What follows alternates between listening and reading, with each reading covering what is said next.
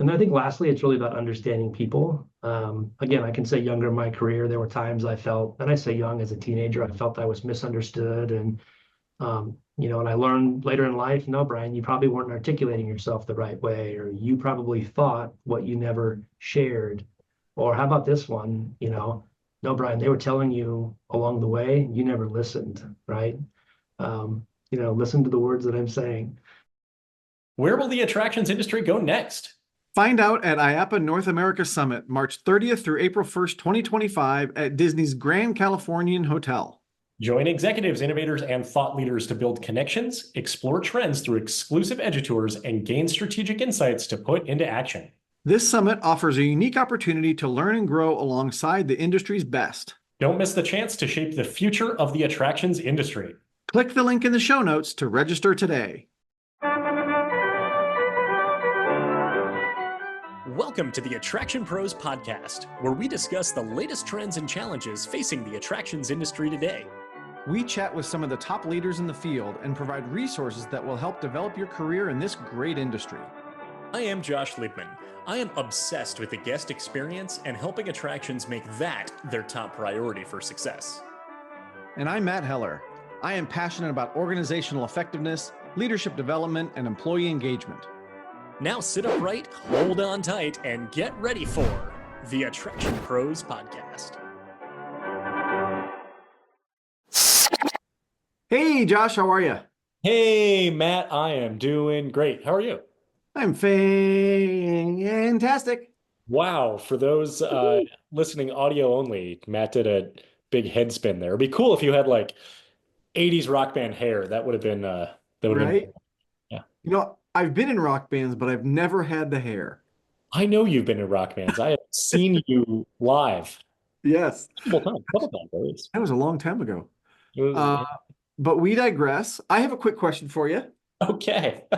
You live in Chicago. I do. Would you say that around your space that you live, the part of town that you live, that there's enough green space? There could always be more in the city, but I will say, Chicago, I think, on a very broad level, did a very good job from an urban planning standpoint to make sure that there is enough green space, particularly along the lakefront. And I think it's beautiful that we've got the lakefront space that we're able to do it when the weather is nice, Of course. and and I think that the city was designed with that in mind. What Okay. about you in Hendersonville, North Carolina? Well, we're a very small town. So there is quite a bit of green space even outside of town. So yeah, I mean, there's plenty of green space in the mountains and all over the place. So I know though You that compare those two and ask the same question. yeah, right. But what I was going to say, cities like Chicago and LA and New York and Dallas, they're big cities that have lots of concrete, lots of steel. And from a human perspective, it's great to be able to put your feet in the grass sometimes and just be out in nature. And so really today we get to talk to somebody who is building spaces like that, or a series of spaces like that in Dallas, Texas. Brian Kilpatrick is the COO, or Chief Operating Officer, of the Trinity Park Conservancy, which is developing some intentional green space right along the Trinity River in Dallas, Texas. Yes, and Brian is no stranger to being in the attractions industry. He's been in the business for about 39 years. 35 of those years were spent with SeaWorld Parks and Entertainment, or whatever name the company happened to be known at as the time. Went through a lot of transitions during his time there, but he's been with Trinity Park Conservancy since September of 2024, and we get to hear all about, well, one, we get to hear all about the development of this amazing project, like you said, building this very intentional green space in Dallas, as well as his leadership style, and part of it being a good listener. That is a topic that came up, I think, in multiple different capacities throughout the course of this interview. Absolutely. If someone takes notes during this, I would love to see, and actually our AI transcription will tell us as well, but just how many times he talked about being a good listener, because you can tell that people are at the focus of what he does as a leader and as a human being. And certainly listening to other people is really, really critical. And I think that also ties in to what needs to happen in Dallas for this park to be successful. And that is to really get to know the community and to understand what they're looking for and how this can really serve their needs in the best possible way. Yeah. So should we kick off our shoes and get our toes in the grass here and head to Trinity Park Conservancy? Let's DEW do it.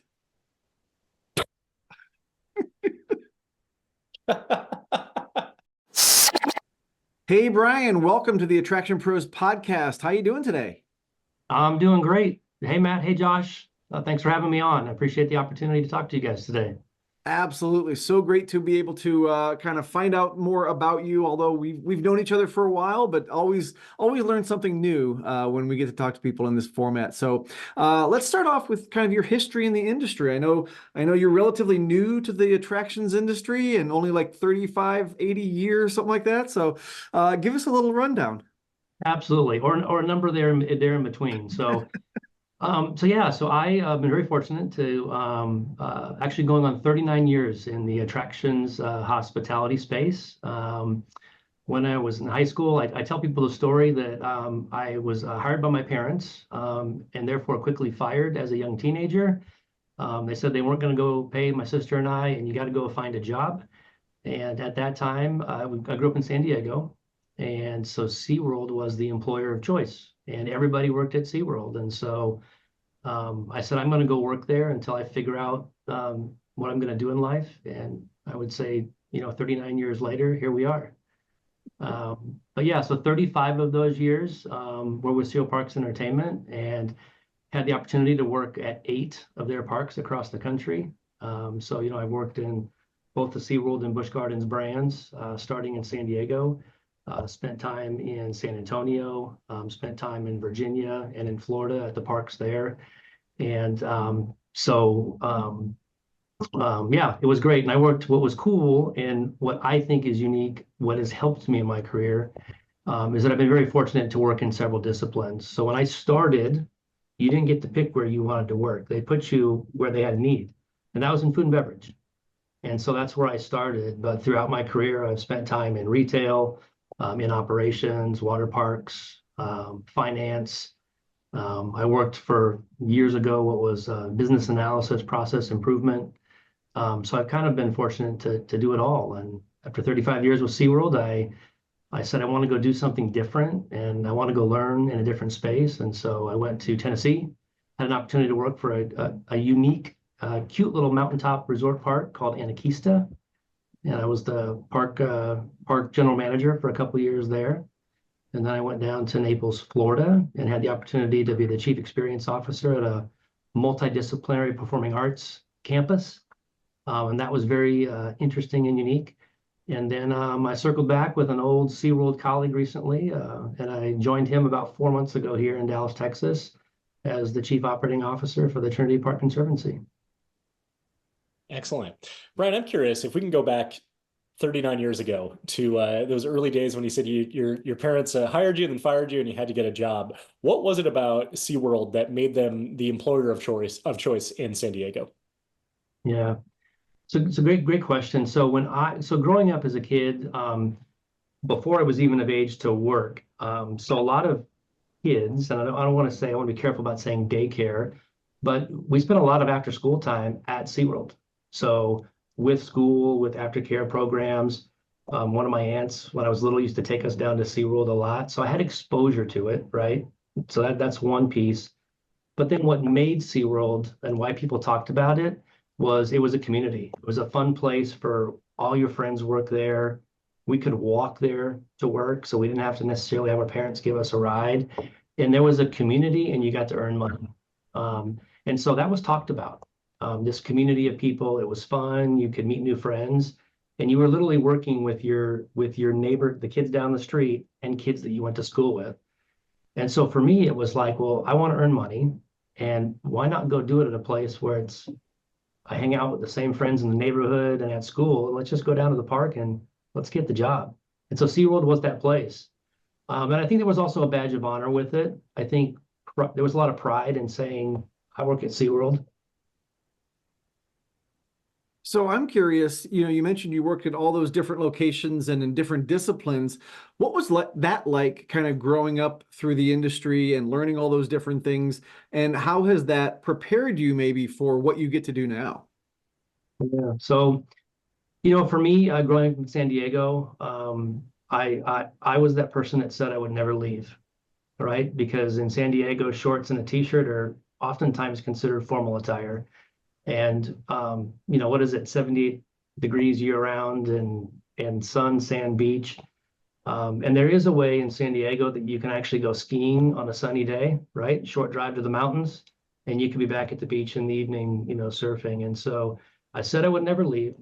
That was one interesting piece. But then I had a boss younger in my career, and one of the things that he instilled in me was he said, if you want to grow and you want to learn, the best way to do it is you got to step out of your comfort zone. And that means moving away and trying something different. So I think that idea resonated with me, and I started to explore and look at what those opportunities might be. And it just kind of evolved from there. I remember this same boss called me in his office one day and said, hey, Brian, there might be an opportunity coming up in Williamsburg, Virginia. And all I knew about Williamsburg, Virginia was that's where 8th graders went on their Washington, D.C., school field trip. You went down to old Colonial Williamsburg.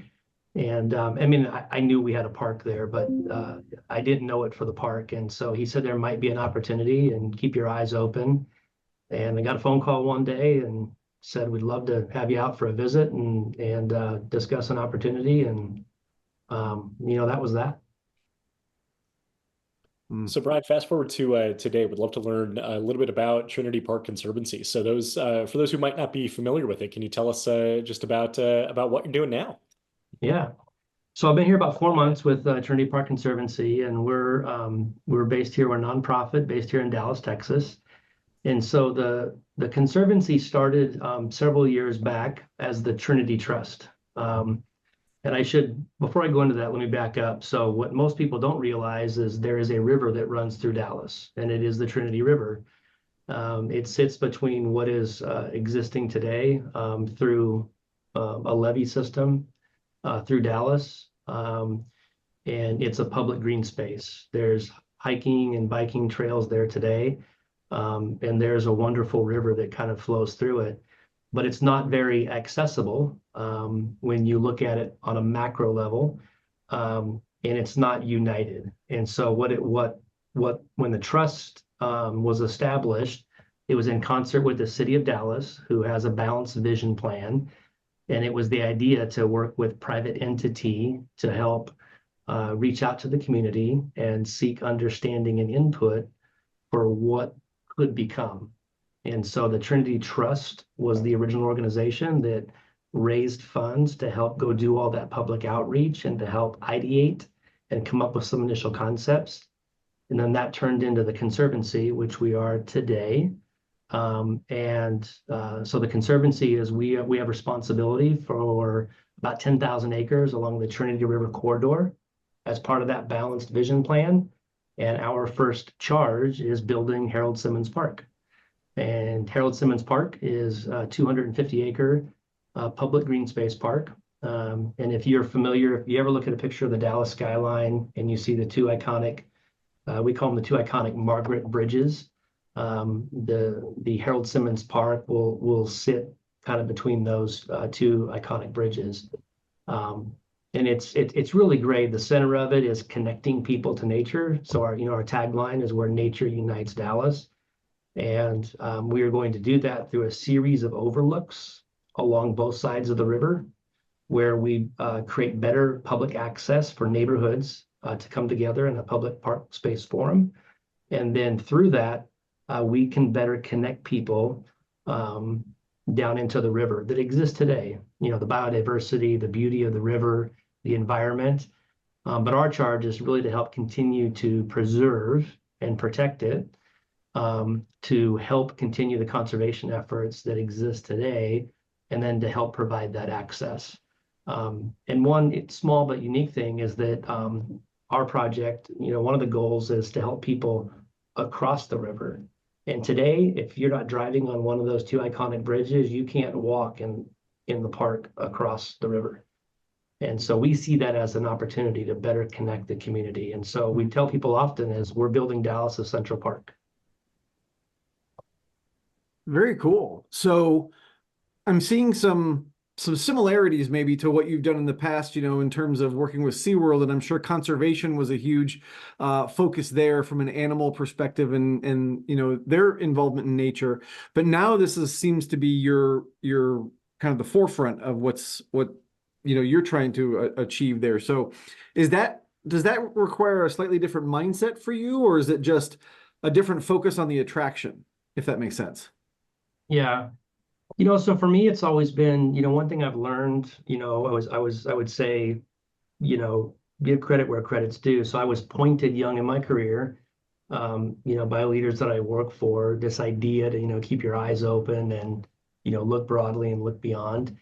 And, as I've worked in different spaces throughout my career, I've been able to, pull bits and pieces in. I think what's kept me in the space and what always is inspired and what has fulfilled me is through all the work I've done, the one central point is people, right? It's people bringing an experience together. So think about that at a very high level, at a macro level. And then probably influenced because of where I was raised, as I say, at SeaWorld, is I've gravitated to projects and opportunities where conservation and the environment are somewhere at the core and the heart of that. And so I think where I am today, while the playground may be different, no different than when I went from a SeaWorld to a Busch Gardens, or from a Busch Gardens to a SeaWorld, or to the Performing Arts Center, or to Anakeesta, the playground was different. And I've gotten more used to that throughout my career, but I'm able to bring those experiences together. And like I said, the fun part about me is people are at the heart of all of it. And this idea of conservation and nature. And, I'm spoiled. I was young and was always aware of what SeaWorld did. But as I worked there over the years, truly didn't understand the magnitude of what they did and continue to do for conservation and the environment. I remember young in my career, I had a boss one time that, and SeaWorld now publicly shares this, but no organization on the planet does more for animals collectively than SeaWorld Parks and Entertainment. So when you think about that, that's a big statement to make and a big statement to stand behind. So I've always been drawn to those type of things. Mm-hmm. And thinking about kind of your entire career journey between SeaWorld and Busch Gardens and Anakeesta and Artis, all of those very much kind of fit under the umbrella of an attraction. Would you say that Trinity Park is also considered to be an attraction? So yes, and so I've learned, as us attraction pros probably like to say, yes. What I've learned is, and this is interesting, so when you go from the for-profit side into the nonprofit space, there are differences that I picked up, and one of them is, vernacular and vocabulary. And so in the nonprofit space, when you interact with people that have only worked in nonprofit space, they don't have what I would say is a positive perception of the word attraction. Yeah. Some people will take it as over commercialization, more of a, I don't want to say like a fair in a trinket style way, but I don't think the credit when you think of what the experiences are translates. And I remember coming out to Trinity Park Conservancy to meet the team, and I thanks to Tony, when the opportunity came up, he said, come out and just give us a look, talk to some people, and he leaned over at one point and said, he said, be entertained by the word attractions if it comes up. There's a different lens in this space. And so, but to answer your question, at the root of it, yes, it is. Just how we talk about it and how we articulate it, I think, is different. But the root of it, of creating that attraction in a space, is to me the same. Mm. Yeah, and I think it's interesting too, because you have so many different facets that could fall under the attraction umbrella, but even people in those spaces don't necessarily see them as an attraction. Or to your point, like they've grown up in a zoo or an aquarium and they may not consider that an attraction, right? Whereas someone like myself coming from theme parks and amusement parks, maybe I look at it a little differently, and that's okay. It's just, again, like you said, it's kind of that lens that we look through based on our own experiences.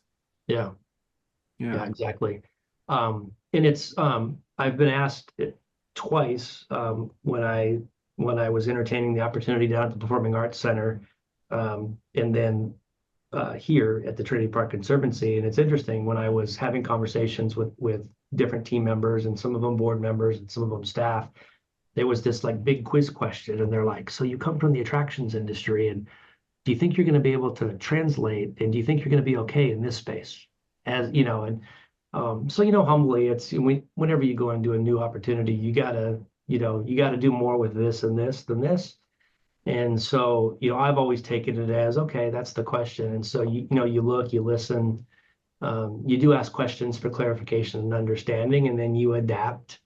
But the root of it, and I think what's great about it is, at the end of the day, we're all doing the same thing, and we're bringing people into a space for for connection, for an experience, for an opportunity. In often cases, an opportunity, at least on the attractions, the paid for attractions side, an opportunity that most people don't get, or get very selectively, right? Because there's a price of admission. What I like on the project we're working on now is that we are building a public green space park for everyone, and so we, Tony and I and others, get to bring that experience on these unique and inviting opportunities.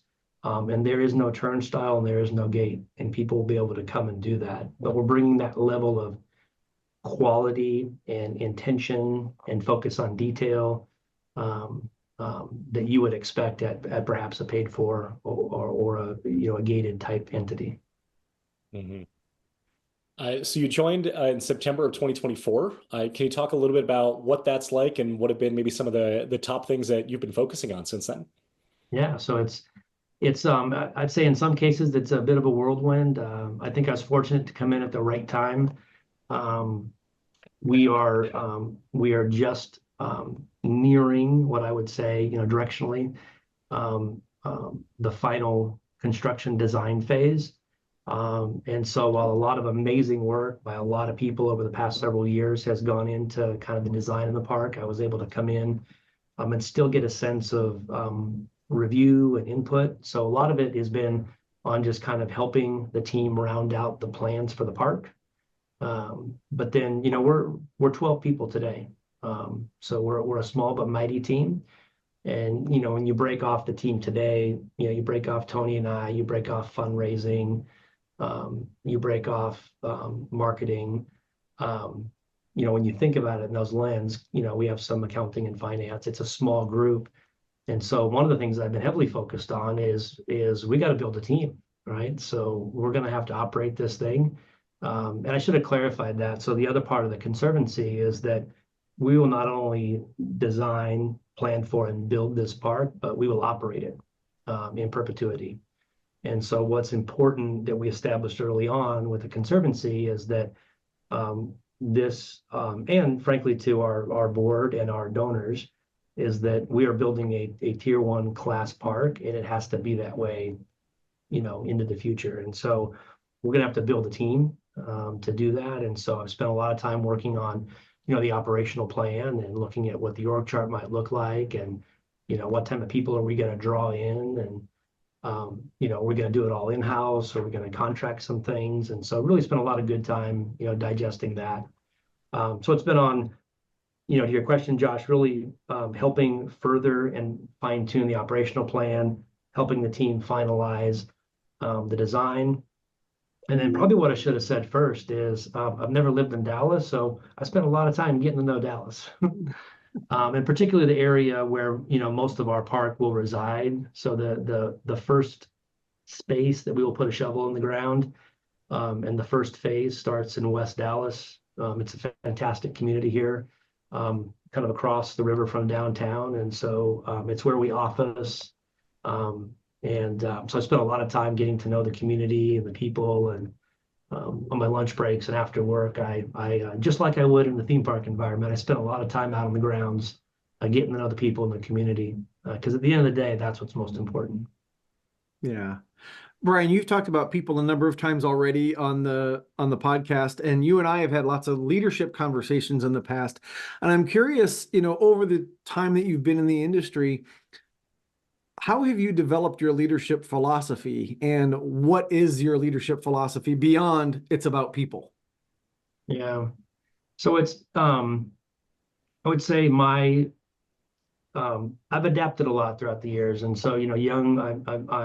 I'm not opposed to sharing. Young in my career, I probably had a more bullish style. I grew up working in food and beverage, and it was, I won't say aggressive I'll make sure I say the right context, but I worked with a bunch of friends that I went to school with. I worked with a bunch of friends that I was neighbors with. A lot of us played sports together, and there was just this competitive nature of, we're knocking down walls, and it was kind of like that aggressive go-getter. And I would say how I started out is certainly not how I am today. And I think what I learned young in my career is that I still have the same aspirations and the same desires, but I think how I went about that. And so that has really helped from a foundational standpoint into how I've evolved over the years, has really helped finesse and fine tune, my leadership style and approach. I'm a lot more, I would say today, I consider myself a good listener. I didn't listen early in my career. I would say today I take in a lot more, not on everything, but, I'm real big on benchmarking and input and insight, and commentary from all angles, because I grew up learning that the best decisions you can make are when you have information from multiple perspectives. And something that I think people shy away from today is, perspective isn't always calling your best friends and asking them what they think, so they'll say what you want them to say. Is you got to ask, your competitors, and you got to ask, kind of the naysayers, is because, I've learned over the years, and again, I think it's evolved into my style today, is that you really have to be inclusive of what you're going to use from a knowledge base and experience base to make a decision. Mm-hmm. So I think, the communication style, the approach to decision making and input. And I think lastly, it's really about understanding people. Again, I can say younger in my career, there were times I felt, and I say young as a teenager, I felt I was misunderstood. And, and I learned later in life, no, Brian, you probably weren't articulating yourself the right way, or you probably thought what you never shared. Or how about this one, no, Brian, they were telling you along the way, you never listened, right? Listen to the words that I'm saying. And so I think all those have evolved into my style today, so, being open to listening, communicating. And when I say communicating, it's doing more of this and this than this. And then I just think balance. We work in of all the spaces I've worked in, big parks, small parks over the country, is I've really gotten to work with very unique workforces. And so from a leadership perspective is, you can't just take my way and that's how you lead. You have to take your experience and your insight and your knowledge, and then you have to learn people, what makes them tick, what makes them move, and what makes this park work isn't how that park works. So I think you have to be disciplined. You have to have patience, and there has to be a good give and take. I'm curious if we can connect everything you're saying about being a good listener with what you mentioned earlier of getting to know people in the community, because you said that's the most important thing. And I'm wondering if you can expand a little bit on that, on ways that you're able to talk to and then listen to people in the community to gather that feedback. I've had opportunities previously where I've opened new parks, and there's one that I can recall that did a fantastic job of integrating very well into the community and listening to what the locals really wanted, and another one that did not. And there were two very different experiences. And even as an employee at those, I was really able to sense that in the way that I was actually treated within the community, because I, was affiliated, with the park that I was working at. So I'm wondering if you could talk a little bit about that community involvement and how you're really making sure that you're making this very, very specific to what the community wants and listening to what they have to say. Yeah, absolutely. So, as part of my homework before I made the decision to come here, and I mentioned I had the opportunity to come out and look, listen, ask questions. And so I learned early on that, on a couple different fronts. So this project, when completed, will touch multiple sections of Dallas. And so when you look at that, when I say different sets of the community, historically,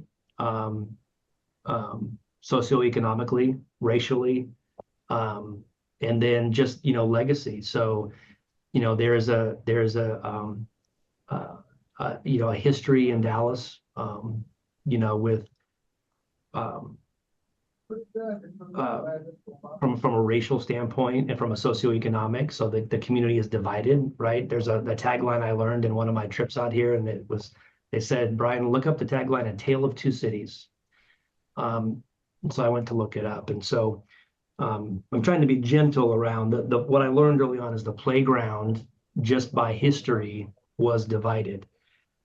Furthermore, I learned that what the communities wanted was an opportunity for input. They didn't want a big entity or the philanthropic community or a big donor to come and say, we built the park. They wanted the park, but they wanted the opportunity to be involved, if that makes sense. So I learned that early on. So coming into it, we've had with Harold Simmons Park, we've had over 6,000 conversations with members, entities. We've had 125 what I'll call presentations where we've invited people in-house or we've gone out to different community organizations. And so this is us sitting down, being very intentional in this park design. And I can tell you without a doubt, if I walked you through the park plan today, the elements of the park are what the community told us they wanted. It's not Brian and Tony's experience. It's not the Conservancy telling us. It's not the donors. It is the collective community through conversation and connection that is telling us these are the things that we want. And so that's important to us because, again, we're going to build a park we want people to experience, and we anticipate 3 to 4 million people a year will have the opportunity to be exposed to this park. You better have what the community wants. And so knowing that going on, being part of some of those connections and conversations really helped me. So when I got here, it was just about, okay, knowing that, and I've gone into businesses, whether it's lunch, knock on people's doors, and it's just conversation. 2 Saturdays ago, I went to, we call it the Fort Worth Avenue Development District. And we sit on a street that's commerce turns into Fort Worth Avenue. And so there's an entity, think of it as a community association. And they invited me down to one of their board meetings. They wanted us to listen more about the park, and they had some concerns during construction about, trash and graffiti and such, and they just wanted us to be part of it. And we were thankful for it. And I was there for 4 hours, and I did mostly listening because that was an opportunity for me to learn. And it was homeowners and then association leaders. And I got so much value and insight of listening to them, of what they thought, what their history. One lady in particular, she's been here 40 years. So to hear from her the insight, she was thrilled that we're building a park. She was so excited about that. But to be part of that. So Josh, it's really about just carrying that on and how I go about it. And like I said, whether it's during lunch, after work, and then opportunities where we're invited as TPC, I'm always the first to sign up to go sit in on those. And you listen and you have dialogue. It's dialogue, conversation, answering questions, clarifying. And what's exciting is most people are thrilled about this park. Many of them can't wait till it gets open, and they're excited to be part of it. So, Brian, you used the word intentional a minute ago, and there was something kind of swirling around in my mind about the intentionality of creating this green space that is so community-minded and to bring people together. Do you feel like there's things that other cities or municipalities can learn from what you're doing there in Dallas? Yeah, and I'm sure there will be. I think absolutely, without a doubt. I think that, one of the things, and again, I personally learned this in the theme park industry. You guys, you come from the space, you know this, but one of the great things I love being part of at SeaWorld Parks and Entertainment was, standards and best practices, right? And we had standards and best practices meetings annually, and food and beverage did them, and retail did them, and ops did them. But the root of all that was really about sharing, right? So if somebody was opening a ride, well, then you went to other parks and you got insight and experience and opportunity to bring to that. And then after that ride was open a while, or that attraction or that experience was open, and it was, let's say, stale, or you were having a slump, you went out and you did other homework and said, what can I tweak? What can I change? What can I do different to make it better or get back to glory? And so it's that kind of mindset or that approach. So what's good about this park is that I think absolutely people will be able to learn, but only because we have had the opportunity to learn. And so, Tony, for example, had the opportunity to work at the Gathering Place in Tulsa, Oklahoma, before his time here. So he's able to bring those experiences. We've sent some of our team members there to go study that park. And I learned, and I would encourage you guys to look it up. There's a network of these parks across the country. It's called the Highline Network, the Highline Network of Parks. And it's a network of these, civic type public green space parks really across the country.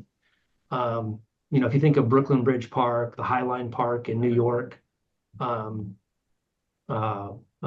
Springs in Lakeland, Florida is certainly one of them. The Bay in Sarasota, Florida, there's several of them. And so when you think about this, there's a lot of these done. So we get the opportunity to talk to our community and hear them and make sure that we're taking their insight and input into our park design. But then when we operationalize it or we design it, we're taking the learnings and best practices from other entities and incorporating that all together so that we have best in class when we open.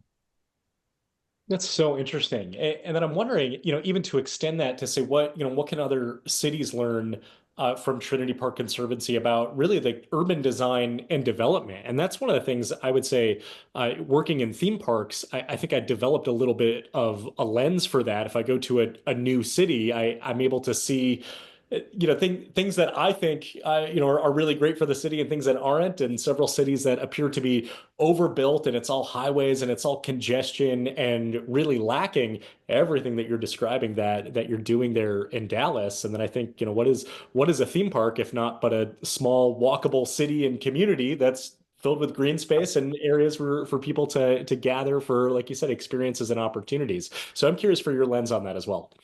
Yeah, absolutely. And I think, I'm probably going to oversimplify this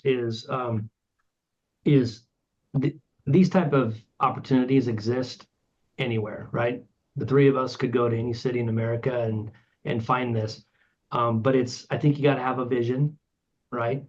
And a big vision sometimes, because if you and I were walking today and it was your first time seeing this, you might or might not see it. You guys would, but you know what I mean? Like some people might not see it. So I think you have to have a vision. And then I think, what's different about this in the nonprofit space, we're raising, philanthropically, we're raising funds to be able to afford and plan and design it. And so that's a different piece of the puzzle you have to solve for. But I think these opportunities are there, and there's a lot of synergies when you think about a park, right? Take any good theme park across the country, and you guys know, you'd go into a tired area of the park or one of the areas that was first built, and there wasn't a lot of foot traffic, and we closed that gift shop, and that restaurant's only open on weekends, and that ride only operates on big attendance days. Well, what it is, it's a tired area. So what do? You go in and you have to have a vision and an idea and an inspiration and say, let's create. And so the approach and the logic and the thought process to me is still the same. In the city playground is just a different space to do it. And I think for Dallas, we're very fortunate that we have a civic community and an elected official community that is very passionate about parks and public green spaces, and that helps.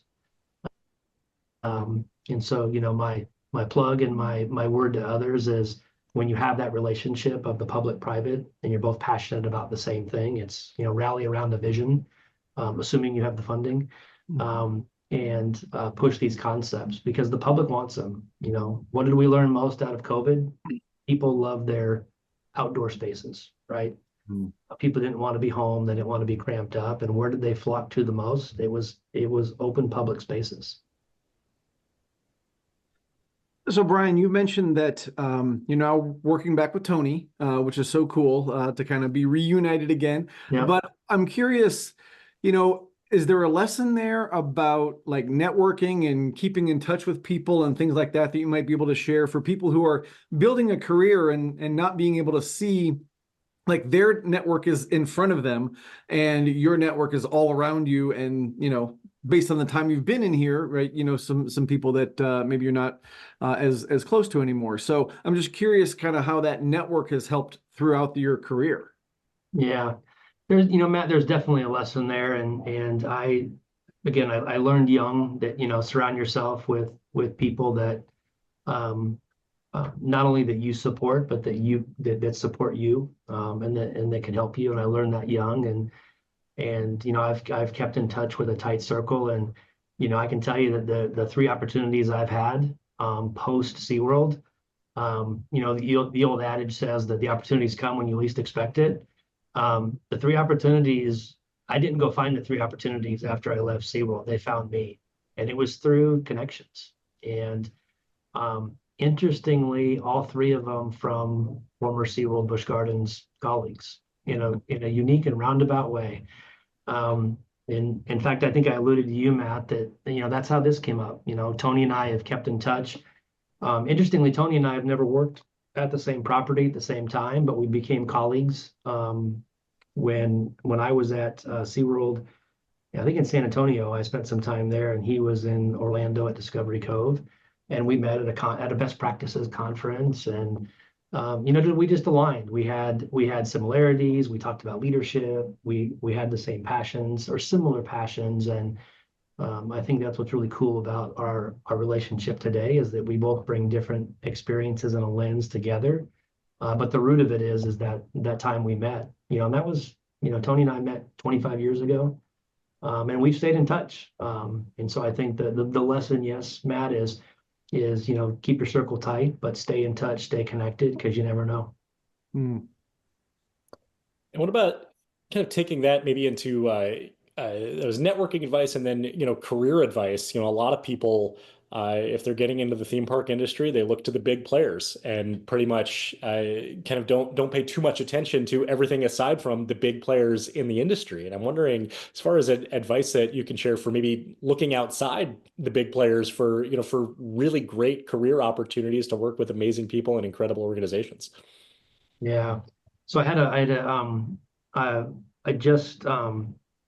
the last day of IAAPA this year, I had a young lady pulled me aside, and she had overheard me talking to somebody, and I was she picked up on how long I've been in the industry. She said, sir. So she must have thought I'd been around a long time. And she said, I overheard that, you've been in the industry a long time. She's like, can I ask you some advice? And so we got into a great conversation. And so I told her something I tell people all the time. And again, I learned these in my career, and I think they're advice I give anybody. Because we can't overcomplicate A to B, right? And sometimes we do, right? But I always tell people, rule number one on advice is listen, and listen to the people that have been there before you. And it sounds so simple, but something I think we often forget. We get distracted, we get caught up, we're in a rat race, but listen, because when you think of the years of experience between the three of us, right? And think of if it was 10 of us in a room, or Matt at, the grade 8 dinner event, right? Think of the experience. Like, if you just network with colleagues and listen, how much you can gain So I think that's, a number one most important. Number two, I always tell people is ask questions, because I think we don't do that enough, and certainly not in a negative way, but younger in my career, sometimes I said, well, I should have asked more questions, and not begging or challenging, but asking to understand, asking to clarify, asking to seek more. And sometimes my feeling is that we get caught up in the rat race and we don't do it. And I encourage young leaders and experienced leaders is don't forget that, listen and ask. And I'd say lastly, is get involved, right? And like I said, some of the things that I've gotten to do throughout my career was through getting involved. And I think I will clarify is you have to succeed from the chair you sit in today, right? And that's important because I learned young in my career is that when you're in a chair or in a job, you have to succeed. Someone's expecting something from you, and you have deliverables, and people are counting on you. So succeed at that. But at the same time, don't be afraid to state your intentions. Don't be afraid to ask to get involved. Don't be afraid to raise your hand and say, can I? And I think it's those three things. And while they sound so fundamental, sometimes in collection, they're forgotten. And that really, to me, is the way I advise people how doors can be opened to seeing and experiencing and learning so much more.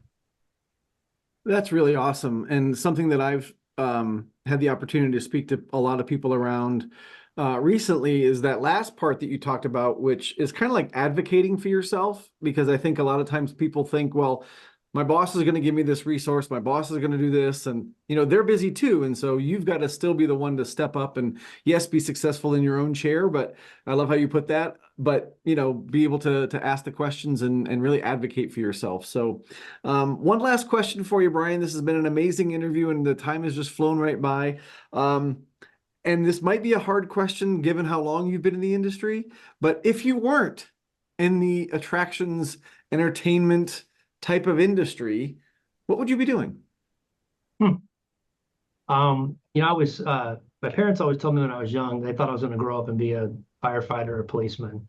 But no. But if I wasn't doing this, I would be teaching. And I say that for two reasons, is that when I was younger in my SeaWorld career, I didn't work enough, so I had a second job, but I coached youth baseball in the community I grew up in, 13, 14, and 15-year-olds. And so I coached for years at the Little League that I grew up in. And it was a volunteer job, but I enjoyed, I played a lot of baseball as a young kid and competitively, and it was just a passion I had. And so I wanted to teach kids. And I always felt like I had that connection to be able to teach the fundamentals and play the game. And then with another guy I grew up with at SeaWorld, had an opportunity to coach at the high school level for a few years. So teaching in the sense of one of the most rewarding things I've ever done was that. But it was volunteer work, and but there was a connection, and the root of it was teaching. And I always made a connection with kids that wanted to listen and learn. And then I think throughout my career, when I think of all the jobs I've done, and I would say, you don't get to 39 years without having some success. But the thread for me that has put that all together has always been my connection to helping lead and motivate and guide and connect with people. And I'll say this humbly, because I didn't do it, they did. But when I left SeaWorld Parks and Entertainment, I said no party, no cake. And at my going away party, they all showed up in T-shirts that said BKU University. And it was their way of saying thank you. And they said, you don't understand the impact you've had on helping teach us throughout your career and the years. And so it's that thread of what I've always had a knack and an interest in. It's connecting with teaching and guiding people. And so I'd be a teacher. That's amazing. Excellent. Brian, this has been just such a fascinating conversation. Really enjoyed learning about you as well as all things Trinity Park Conservancy. So on that note, if people want to learn more about Trinity Park, if they want to get a hold of you directly, where would you send them? Yeah, two places. I'm on LinkedIn, and I try to remain pretty active there, so they can find me on LinkedIn. And then from an email, brian.kilpatrick@tpcdallas.org. Excellent. We will make sure that those get in the show notes. And Brian, I had a feeling you were going to say teacher. I don't know why, but I just had a feeling that you were going to say that. But Brian, this has been a wonderful conversation. I truly, truly appreciate the time you've been able to spend with us. And just remember, everybody out there who's watching and listening, that we are all attraction pros.